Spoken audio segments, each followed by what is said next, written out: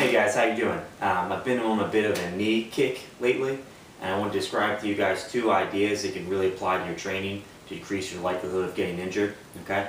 The first one is that when we're moving, we really want to think about squatting, running, jumping. We don't want our knees to translate over top of our toes so much.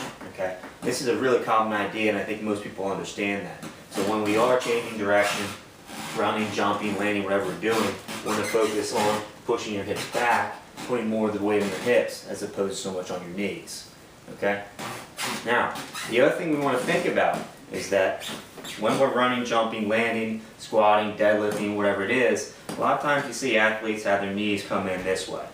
Okay? And there's a couple things that can happen and cause this to happen. For one, it could be a flexibility problem. If someone doesn't have enough flexibility in their ankles, alright, or poor flexibility in the hips, this might happen in the bottom of a deep squat, per se. But it can also be a strength problem, and the strength can come from two different areas. Okay, for one, I'd like to have you try this. Stand up nice and tall. Put your feet together.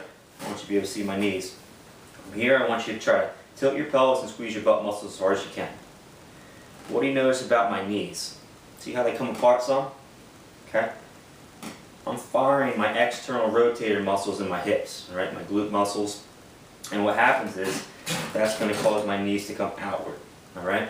So I have to keep these muscles nice and strong so when I'm running, jumping, landing, whatever, my knees don't come in. Because when my knees come in, that creates extra stress on the knee and can lead to an injury. The other area we don't think about too much is the feet. Okay?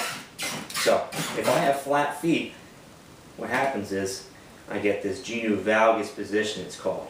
My knee rotates inwardly. Okay? And that's no good. So a couple things you want to focus on are strengthening the hip muscles, alright, and also working on the proper position of your foot. Okay? Here we go.